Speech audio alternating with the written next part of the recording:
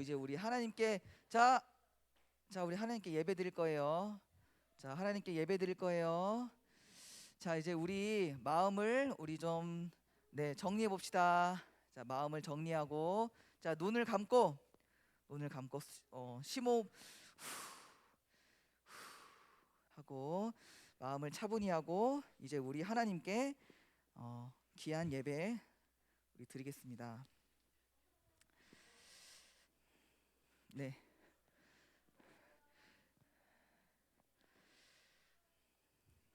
자, 예배 드립시다. 아버지께 참되게 예배하는 자들은 영과 진리로 예배할 때가 오나니 곧 이때라. 아버지께서는 자기에게 이렇게 예배하는 자들을 찾으시느니라. 하나님은 영이시니 예배하는 자가 영과 진리로 예배할지니라. 아멘. 자, 우리 찬양 선생님이 아직 안 와서 우리 전사님이 이번 연습을 해왔습니다. 네. 자, 우리 같이 일어서서 우리 내가 매일 기쁘게 함께 찬양합시다.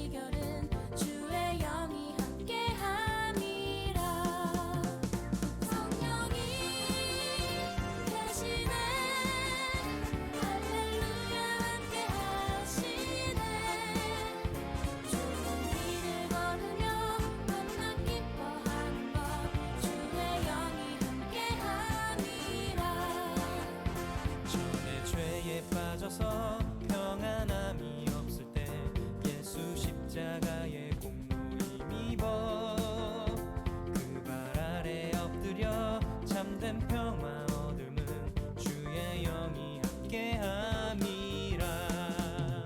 성령이 계시네 할렐루야 함께하시네. 좁은 길을 걸으며 밤낮 기뻐하는 것 주의 영이 함께함이라. 성령이 계시네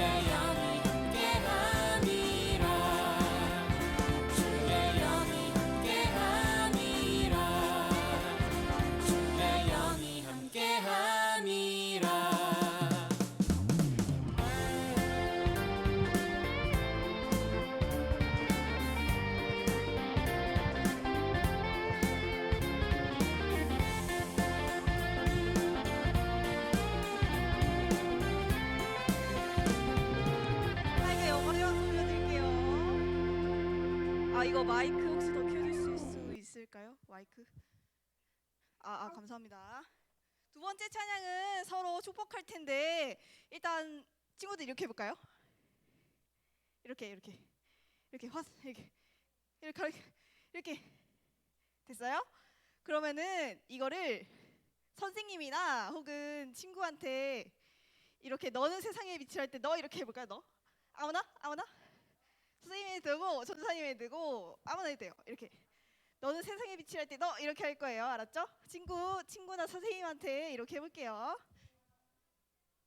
두 번째 너는 세상의 빛을 할게요. 연습 한번 해볼까요? 이렇게 선생님 아니 빵야 이렇게 박수.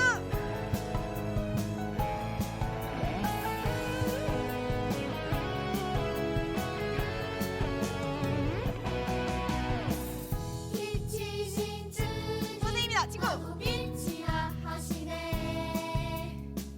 하나님의 빛을 비추는 빛. 빛이신 주님 친구 이렇게. 나도 빛이라 하시네. 이 세상 가운데 보내셨네. 한 번 더. 너는 세상의 빛이라. 산 위에 나를 밝히네. 한 번 더. 너는 세상의 빛이라. 주의 빛을 비추는 빛.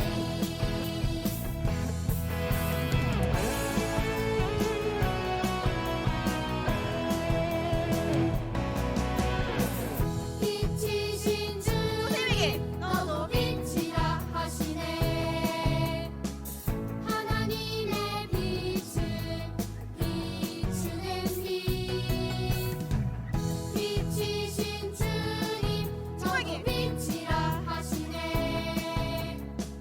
이 세상 가운데 보내셨네. 너는 세상의 빛이라. 산 위에 나를 밝히네. 너는 세상의 빛이라. 주의 빛을 비추는 빛. 너는 세상의 빛이라. 산 위에 마을 밝히는. 너는 세상의 빛이라. 주의 빛을 비추는 빛. 주의 빛을 비추는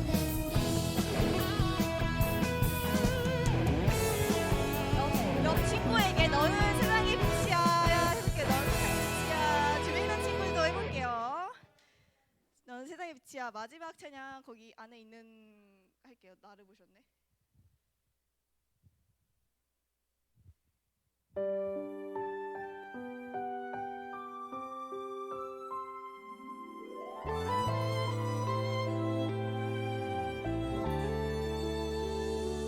내가 실망하고 지쳐 있을 때 주님은 나를 기억하고 계세요. 내 갈 길 아시고 인도하시니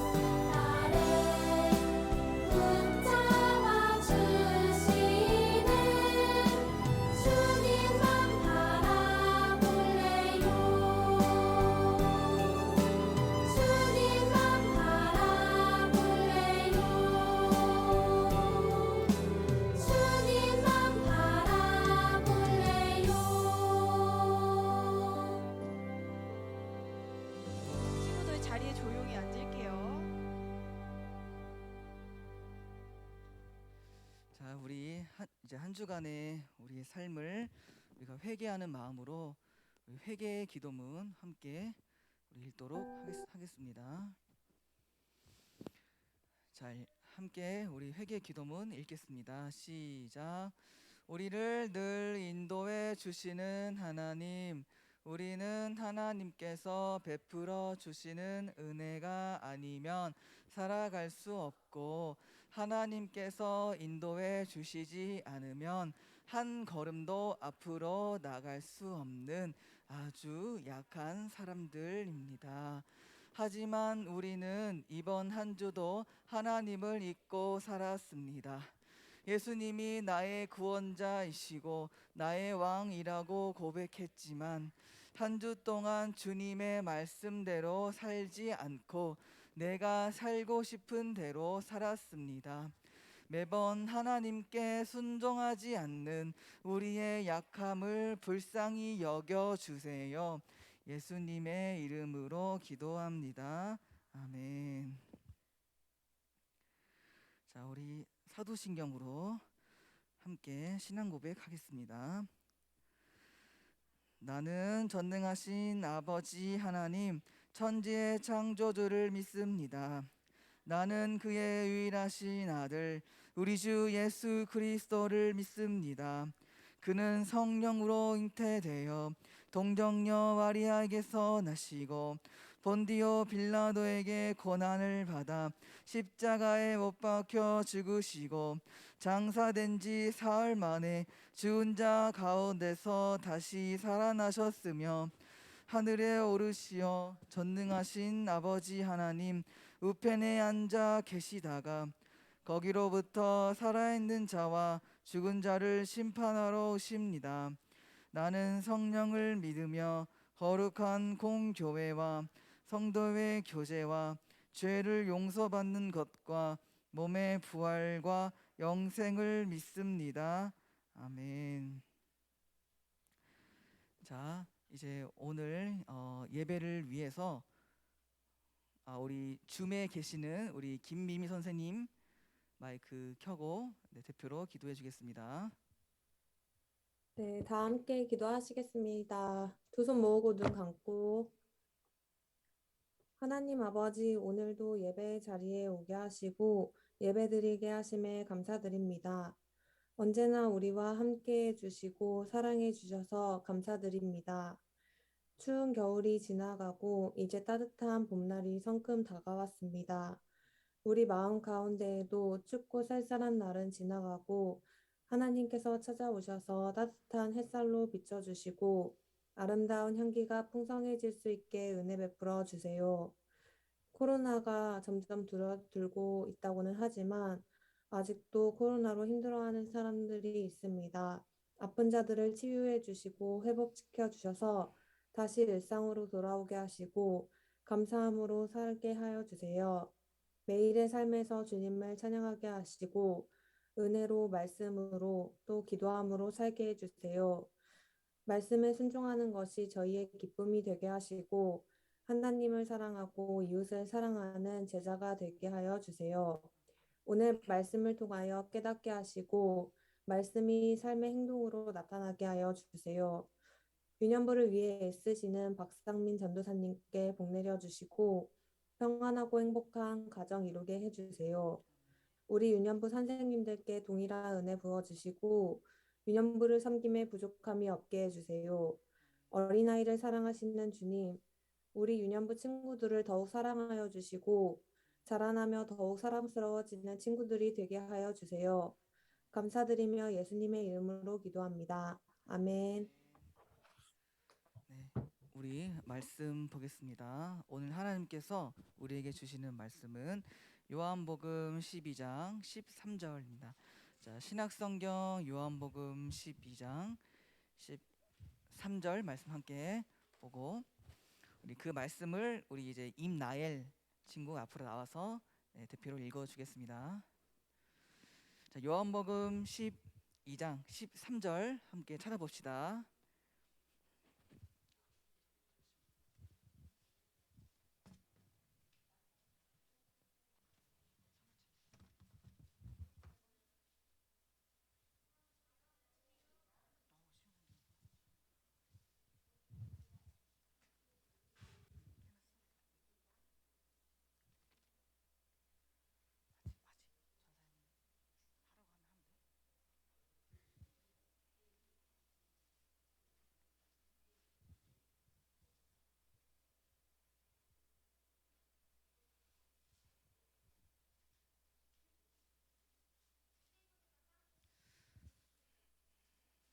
요한복음 12장 13절 말씀을 이제 우리 임나일 친구가 대표로 읽도록 읽어도 될까요?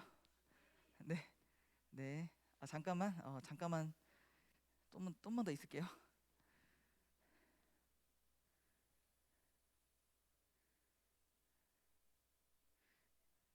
자, 이제 우리 임나일 친구가 대표로 읽겠습니다. 그들은 손에 종려 나뭇가지를 들고 예수님을 맞으러 나갔습니다. 그리고 외쳤습니다. 호산나 주의 이름으로 오시는 자에게 복이 있을 것이다. 이스라엘의 왕에게 복이 있을 것이다. 요한복음 12장 13절 말씀은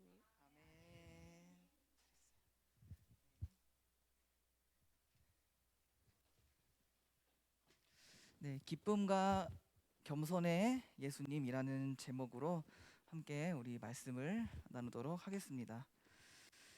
자, 우리 인사해 볼게요. 자, 오랜만에 좀 현장이 좀 꽉 찬 느낌인데, 자, 우리 인사해 볼까요? 샬롬, 샬롬, 샬롬. 네, 우리 양옆 친구들도 샬롬. 자, 줌에서 예배드린 친구들도 샬롬, 샬롬, 반갑습니다. 자, 개선장군이라는 혹시 말을 들어본 친구 있나요? 개선장군, 이거는 모를 것 같은데, 자, 그랬어요. 자, 옛날 고대 로마 때는 이제 그때는 전쟁이 더 많았죠, 지금보다. 그래서 전쟁을 나가서 승리하고 돌아온 장군이나 왕을 개선장군이라고 이야기를 하고, 그 개선 장군을 환영하는 환영식이 있었어요. 환영식을 개선식이라고 불렀어요. 그래서 그 개선식이 어떻게 이루어졌냐? 와, 대단하죠. 개선 장군이 이렇게 전쟁에서 승리하고 위풍당당하게 돌아오고 있어요. 그래서 많은 사람들이 일렬로 줄을 이렇게 서가지고 그 돌아온 개선 장군을 환영해주고 있어요. 자, 그래서 고대 로마에는 이제 이런 문화가 있었는데, 이것을 보니까 성경의 어느 장면하고 비슷한 것을 우리가 좀 살펴볼 수 있어요. 자, 뭐랑 비슷할까? 바로 예루살렘 입성. 뭔지 알겠죠? 예수님께서 예루살렘 성으로 들어오셨을 때도 이런 비슷한 환영식이 이루어졌어요. 그런데 조금 이상한 점이 하나 있어요. 아까 우리가 봤다시피 개선 장군이 타고 오는 건 이렇게 막 전차죠. 전차, 마차, 막 말 3마리를 막 해가지고 최대한 멋있게, 최대한 강해 보이게, 최대한 있어 보이게 이제 왜냐면은 개선 장군은 되게 좀 이렇게 영웅 같은 존재니까 최대한 멋있게 해서 이제 돌아오는 게 당연한 거겠죠.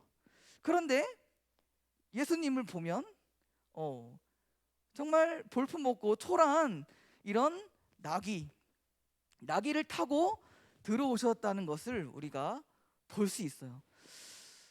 아니, 예수님 좀 있어 보이게 좀 이렇게 멋있는 말 타고 들어오시면 얼마나 좋아. 왜 이런 나귀를 타고 들어오셨을까? 다 이유가 있어요. 예수님이 일부러 이 나귀를 타고 들어오신 거예요. 자, 그러면 그 이유가 무엇일지 오늘 말씀을 통해서 한번 알아보도록 합시다. 일단 영상 하나 볼게요. 아이고 힘들어. 하나님께서 약속하신 구원자는 언제 오는 걸까? 로마 제국의 다스림을 받던 이스라엘 백성은 무척 힘든 하루하루를 보내고 있었어요. 그런데 유월절을 앞두고 스가랴의 예언과 꼭 같은 일이 일어났어요. 내 왕이 내게로 오신다. 그는 공의로 오신 왕, 구원을 베푸시는 왕이시다. 그는 온순하셔서 나귀, 곧 나귀 새끼인 어린 나귀를 타고 오신다. 라는 말씀처럼 예수님이 어린 나귀를 타고 예루살렘 성으로 들어오신 거예요. 예수님의 기적을 보고 말씀을 들었던 사람들은 이 예언을 떠올리며 예수님이 자신들을 로마로부터 구원할 분이라고 생각했어요. 사람들은 겉옷을 벗어서 예수님이 가시는 길에 깔고 호산나, 찬송하리로다. 이스라엘의 왕이여. 라고 기뻐하며 예수님을 찬양했어요. 하지만 예수님은 로마를 무찔러 이스라엘 백성을 구원하기 위해서가 아니라 죄로부터 모든 사람들을 구원하기 위해 이 땅에 오셨어요. 우리를 구원하기 위해 이 땅에 오신 예수님을 기쁘게 찬양해요. 자, 이제 예수님께서 이제 하나님의 아들이신 예수님께서 이 땅에 오셔서 많은 일들을 하셨죠. 하나님의 말씀을 전하고 또한 놀라운 능력과 놀라운 기적을 일으키셔서 사람들을 깜짝깜짝 놀래게 했어요. 그래서 사람들은 예수님을 이런 분이다라고 생각했어요. 전사님이 지난주에도 얘기했던 건데 이제 많은 이스라엘인들이 한 인물을 기다리고 있었죠. 그 인물은 어떤 인물이냐? 바로 메시아. 그 메시아인데 다윗처럼 전쟁을 잘해서 우리 이스라엘 나라를 더욱더 강한 나라로 만들어줄 그 메시아라는 한 인물을 기다리고 있었어요.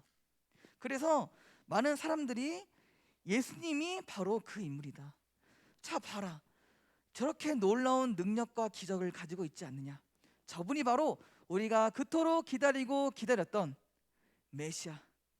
그래서 그 저분이 바로 우리를 로마로부터 우리를 구해줄 인물이 바로 저 예수님이다 라고 생각을 했어요. 근데 그 예수님께서 예루살렘 성으로 들어오신대요. 예루살렘은 어떤 곳이냐? 예루살렘은 이스라엘의 수도. 그러니까 지금 우리나라로 보면 서울. 그리고 서울에 보면 또 무엇이 있죠? 대통령이 살고 있는 청와대.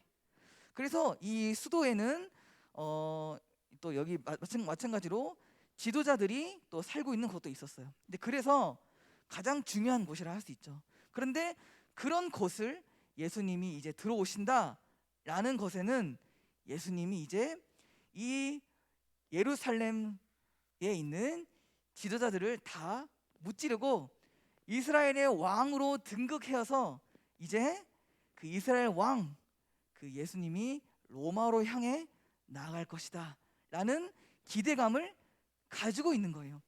그래서 많은 사람들이 예수님을 찬양했어요. 우리를 로마로부터 구원해줄 이 그분이 이제 예루살렘 성으로 들어오신다. 그래서 굉장히 예수님을 찬양했어요. 그래서 이 많은 군중들이 어떻게 예수님을 환영할까 했을 때 그들이 이제 로마로부터 본 것들이 많이 있었을 거예요. 왜냐하면 로마의 지배를 받고 있으니까. 그래서 로마에서 했던 그 개선식, 아까 우리가 봤던 그 개선식을 우리가 좀 해보자 해서 사람들이 그 개선식을 따라해요. 그래서 이렇게 일렬로 쭉 쓰고. 근데 이제 좀 초라하죠. 왜냐면은 준비를 못했으니까 조금 초라하긴 해요. 아까 그거에 비하면 좀 초라하지만 그래도 최대한 정성을 다해서 이제 영웅이신 예수님을 찬양했어요. 그래서 이렇게 종려나무 가지를 들었는데 이 종려나무 가지에는 어떤 뜻이 있냐? 승리. 그래서 이렇게 종려나무를 흔들면서 이제 저분은 이제 우리 이스라엘로부터 승리를 가져다 줄 분이다 하면서 종려나무 가지를 흔들고 또 호산나 외쳤죠. 호산나 무슨 뜻인가요? 우리를 구원하소서. 그것은 근데 좋은 의미로 쓰이진 않았어요. 호산나를 어떤 의미로 썼냐? 우리를 로마로부터 구원해 주소서 하면서 호산나라는 말을 쓴 거예요. 여튼 많은 사람들에게는 예수님을 향한 기대가 있었어요. 이제 곧 정말 로마 저 지긋지긋한 로마를 이제 예수님께서 다 물리치시고 우리에게 좋은 세상을 가져다 주실 거야. 설레. 그래서 막 이 예수님 굉장히 좀 잘생겨 보이고 멋있어 보이고 하겠죠. 심쿵하면서. 그런데 이상한 것이 하나 있었어요. 이상하기도 하면서 좀 확 깨는 게 있었어. 뭐냐? 바로 예수님이 타고 온 이 동물이에요. 아까 우리가 봤다시피 개선 장군은 뭘 타고 들어온다 했죠? 거대한 백마 또는 뭐 마차, 전차. 왜 그런 걸 할까요? 최대한 강해 보여야 되니까. 강해 보이고 세 보여야 되니까. 힘이 있어 보여야 되니까. 그래서 웅장하고 큰 그런 거를 타고 들어올 때 사람들이 오 멋있다, 오 저분이 우리 영웅이야 이렇게 생각할 거 아니에요. 그래서 이제 일반적으로는 그런 걸 타고 오는데 예수님은 지금 아까 봤다시피 이런 초라한 나귀를 타고 온 거예요. 예수님이 뭐 이렇게 돈이 없어서 좀 궁하셔서 이런 거를 타고 왔을까요? 아니에요. 예수님은 일부러 이 나귀를 타고 오신 거예요. 자, 그런데 자, 우리가 이걸 알아야 돼. 예수님이 무엇을 위해 이 땅에 왔는지 우리가 이걸 알아야 돼요. 그래야 예수님이 나귀 타신 이유를 알 수 있어. 예수님이 무엇 때문에 왔나요? 예수님이 전쟁을 하기 위해서 이 땅에 왔나요? 예수님이 로마를 이제 물리치시고 이스라엘을 해방하기 위해서 이 땅에 오셨나요? 정말 예수님께서 그런 목적으로 이 땅에 오신 거면 여기에서 이 별 볼 일 없는 나귀가 아니라 백마, 마차, 전차를 타고 들어오셨을 거예요. 근데 예수님은 그런 분이 아니기 때문에 나귀를 타고 들어오신 거예요. 자, 예수님이 이 땅에 오신, 우리 친구는 알고 있죠. 이 땅에 오신 이유, 예수님은 전쟁을 위해서 오신 것이 아니라 십자가를 지기 위해 이 땅에 오신 거예요. 예수님은 죽기 위해 이 땅에 오신 거예요. 우리를 죄로부터 구원하기 위해 이 땅에 오셨어요. 그래서 전쟁을 통해서 이스라엘에게 무력 평화를 가져다 주기 위해서 오신 것이 아니고 자신의 죽음으로써 이 모든 세상에 참된 평화를 가져다 주시기 위해 이 땅에 온 거예요. 그러면은 우리가 이거를 알 수 있어요. 자, 나귀에는 어떤 의미가 있느냐? 자, 나귀는 흔하게 볼 수 있는 동물이었고 사람보다는 주로 짐을 싣는 그런, 그래서 사람이 타기에는 안 좋은 그런 나귀인데 예수님이 왜 이걸 타셨냐? 나귀에는 두 가지의 뜻이 있기 때문이에요. 자, 보면은 겸손과 평화. 나귀에는 겸손과 평화 이 두 가지의 뜻이 있어요. 그래서 이것을 통해서 예수님이 어떠한 분인지를 잘 알 수 있어요. 자, 아까 우리가 봤던 그 거대한 백마, 전차, 마차를 탄 사람들은 우리가 그 사람들이 어떤 사람이라고 생각하나요? 굉장히 힘이 세고 전쟁을 잘하는 그런 사람을 볼 수 있죠. 그러면 이제 반대로 예수님은 이 나귀를 통해서 이분이 겸손하신 분이구나, 이분이 평화를 가져다 주기 오신 분이구나 하는 것을 더 알 수 있죠. 그래서 이 뜻대로 예수님은 이 세상에 평화를 가져다 주기 위해 오셨어요. 평화의 왕, 평강의 왕, 그분이 바로 예수님. 그럼 예수님께서 평화를 이루시는 방법은 뭐냐? 칼과 총과 폭력으로 평화를 이루시는 분이 아니라 바로 자기 자신의 겸손, 낮아짐, 죽음을 통해서 그 사랑을 통해서 평화를 이루신 분이에요. 자, 먼저 겸손을 보면, 자, 겸손에는 무슨 뜻이 있냐? 겸손에는 자기 자신을 낮춤, 자기 자신이 낮아짐, 그래서 낮아지는 뜻이 있어요. 그래서 예수님은 정말 끝까지 낮아지셨어요. 어디까지? 죽기까지. 말씀을 하나 볼게요. 자, 빌립보서 말씀인데 자기를 낮추시고 죽기까지 복종하셨으니 그 십자가의 죽으심이라. 예수님은 자기 자신을 죽음까지 낮추셨어요. 죽기까지 낮추셨어요. 그래서 예수님은 십자가를 통해서 우리에게 평화를 가져다 주셨어요. 자, 말씀 하나 더 보면, 자, 이사야 말씀 선생님 읽어볼게요. 그가 찔림은 우리의 허물 때문이요 그가 상함은 우리의 죄악 때문이라. 그가 징계를 받음으로 우리는 평화를 누리고 그가 채찍에 맞음으로 우리는 나음을 받았도다. 이 말씀처럼 예수님은 겸손하게 낮아짐으로 십자가에 달리셨어요. 창에 찔리셨고 몸이 상하셨고 십자가라는 징계를 받으셨고 채찍에 맞으셨어요. 그래서 우리는 평화를 얻게 된 거예요.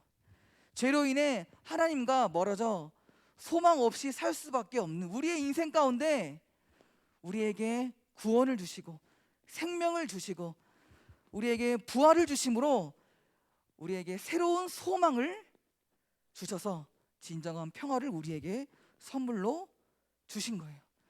더 나아가서는 예수님은 부활의 평화를 주셨어요. 죽음으로부터의 평화를 주셨어요. 우리 친구들 혹시 장례식장을 가본 친구 혹시 있나요? 가면 있죠. 장례식장에 가면은 분위기가 어떻죠? 굉장히 우울하죠. 우리 친구들은 늘 신나고 좀 이렇게 방방 뛰는 곳을 가고 싶은데 장례식장은 그런 곳이 아니죠. 왜 그럴까요? 사람의 죽음을 보았기 때문에. 그래서 우리 모두는 다 죽어요. 우리 친구는 태어난 지 얼마 안 됐지만 우리 모두는 다 죽음을 예약해 두고 있는 거예요. 그 누구도 죽음을 피해갈 수 없어요. 전사님도 최근에 장례식장을 갔다 왔는데 굉장히 좀 많이 슬펐어요. 굉장히 좀 슬픈 가정이었기 때문에 굉장히 좀 슬펐어요. 그런데 예배를 드리는데 좀 물론 전사님의 관계된 집안은 아니지만 좀 먼 지방이긴 하지만 그래도 위안을 얻었어요. 왜 위안을 얻었냐? 그 예배의 말씀이 어떤 말씀이냐? 바로 부활, 천국, 하늘나라에 대한 말씀이었기 때문에. 죽음 앞에서 우리가 할 수 있는 거는 아무것도 없어요. 죽음 앞에서 어떠한 희망이 있겠어요. 그런데 오직 한 가지 희망이 있어요. 바로 부활의 소망. 예수님께서 부활하심으로 이제 우리도 부활을 얻게 되었어요. 우리 모두 다 죽음 뒤에 예수님처럼 부활할 거예요.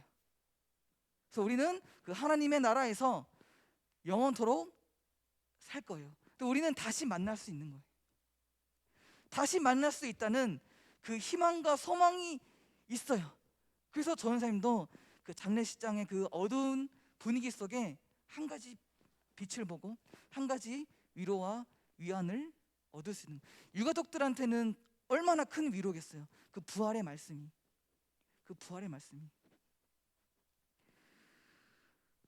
그래서 그 누구도 죽음을 두려워하지 않는 사람이 없어요. 하지만 우리 주님께서 부활하심으로 십자가에서 죽으셨지만 다시 부활하심으로, 그래서 우리가 다음 주에 부활주일 우리가 드리죠. 그런 의미예요. 죽으셨지만 다시 부활하셨어요. 그래서 우리에게 죽음으로부터의 평화를 주셨어요. 죄와 죽음으로 이제 고통받을 수밖에 없는 우리의 삶 속에 진정한 평화를 주신 거예요. 자, 그러면 마지막으로 이 세상, 이 세계 가운데 그러면 평화는 어떻게 된 거냐? 예수님께서 평화를 주셨다면 이 세계가 평화로워하지 않느냐? 물론 맞아요. 근데 이 세상 가운데 여전히 전쟁이 지금도 전쟁이 일어나고 있죠. 우크라이나, 러시아. 그래서 유튜브를 보니까 굉장히 막 진짜 잔인하게 사람을 죽이고 막 그러더라고. 그걸 보면서 아직 이 세계에는 너무나도 슬픈 일이 많고 고통이 많고 평화롭지 못한 세상이구나. 하지만 예수님께서 주신 평화도 있어요. 자, 예수님의 그 희생을 믿고 예수님의 그 사랑을 받고 예수님을 따라가는 우리 공동체 안에는 평화가 존재해요. 왜냐하면 예수님을 따라 그분의 사랑을 실천하기 때문에. 그래서 우리 유년부에 싸움이 일어나지 않죠? 네, 싸움이 일어나지 않죠. 왜? 예수님의 사랑을 받고 그분을 따라가는 평화의 공동체이기 때문에.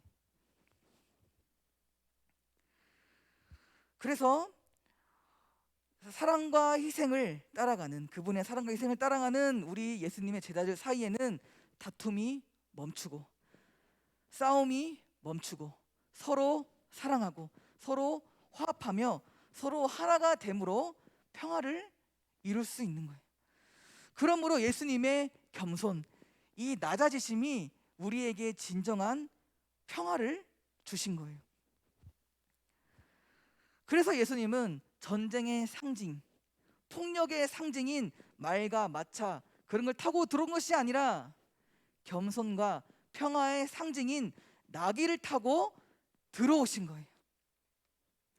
그래서 예수님께서 나귀를 타고 이렇게 들어오실 때 사람들에게 이렇게 말씀하신 것과 같아요. 너희는 나를 전쟁 왕으로 생각할지 몰라도 나는 그런 자가 아니다. 나는 너희들이 원하는 대로 로마로 향하는 것이 아니라 십자가로 향한다. 나는 죽음으로써, 낮아짐으로써 너희에게 진정한 평화를 선물하기 위해 이 땅에 온 것이다. 예수님의 그 다짐대로 예수님은 며칠 뒤에, 이 일이 있고 나서 며칠 뒤에 체포당하시고 잡히셔서 십자가에 매달려 돌아가시죠.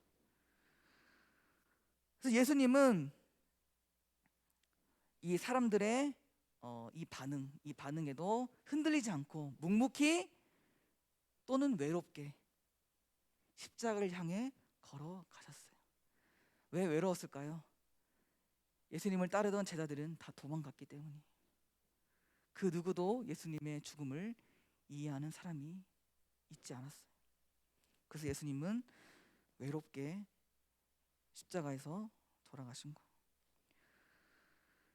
그분의 희생, 그분의 낮아짐으로 우리는 평화를 얻게 되었어요.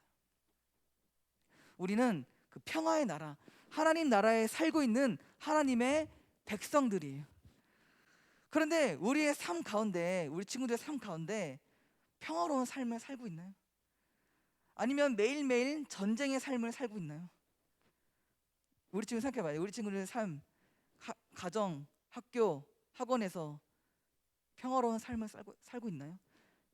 다툼이 없는, 싸움이 없는 그런 삶을 살고 있나요? 우리 모두는 예수님의 사랑을 받은 사람들이에요. 이제 우리에게 사랑을 주신 예수님께서 우리 친구들에게 말씀하세요. 서로 사랑하라. 서로 사랑하라. 이 예수님의 말씀처럼 서로 사랑하고 서로 낮아지고 서로 희생하고 서로 섬길 때, 서로 양보할 때, 서로 용서할 때 평화의 삶을 살아갈 수 있어요. 이제 우리가 다음 주간이 이제 고난 주간이잖아요. 고난 주간. 이번 한 주간만이라도 우리 친구들이 예수님의 사랑을 실천해서 서로 낮아지고 서로 용서하고 서로 섬겨서 학교, 가정, 학원 등등에서 평화를 이루어가는, 평화를 실천하는 우리 친구들의 삶이 되기를 소망해요. 자, 마지막으로 아까도 얘기했다시피 여전히 이 세상 가운데 전쟁이 일어나고 있죠. 러시아, 우크라이나 전쟁 가운데 예수님의 사랑이 전해지고 그곳에 하나님의 나라가 임해서 하나님의 다스림이 임해서 거기에 속히 전쟁이 멈춰지고 평화가 오게 해달라고 또 한 주 동안 그 평화를 위해서 기도하는 우리 위령부 친구들이 되기를 예수님의 이름으로 소망합니다. 기도하겠습니다. 하나님 아버지 감사합니다. 하나님 그렇습니다. 예수님은 우리에게 평화를 가져다 주기 이 땅에 오셨습니다. 평화의 왕이신 그 예수님을 찬양합니다. 주님, 예수님은 그 평화를 이루시기 위해 겸손하고 묵묵히 그 십자가의 길로 향했습니다. 주님, 그분의 은혜와 그분의 사랑에 감사하는 한 주가 되게 하여 주시옵소서. 그래서 예수님께서 말씀하신 그 말씀, 서로 사랑하라. 예수님께서 우리에게 주신 그 사랑을 우리가 본받아 우리가 서로 사랑하길 원합니다. 서로 낮아지고 서로 용서하고 서로 섬기며 서로 배려하는 우리 친구들이 되어서 한 주간 그 평화의 삶을 실천하는 귀한 운영부 친구들 되게 하여 주시옵소서. 우리 친구들 주님 한 주 동안 예수님의 제자들로 예수님의 길을 따라가며 살 수 있도록 하나님 도와주실 줄 믿으며 예수님의 이름으로 기도합니다. 아멘. 자, 봉헌하겠습니다.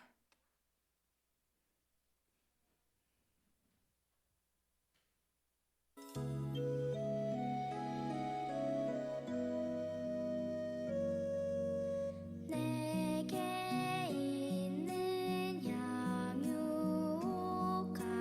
주께 가져와 그 발 위에 입 맞추고 깨뜨립니다.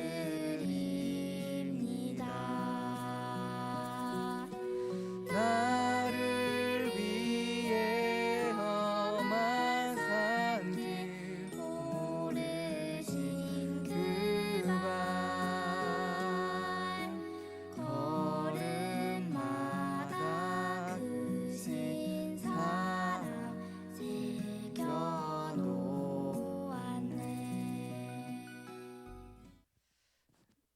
헌금 위해서 기도하겠습니다.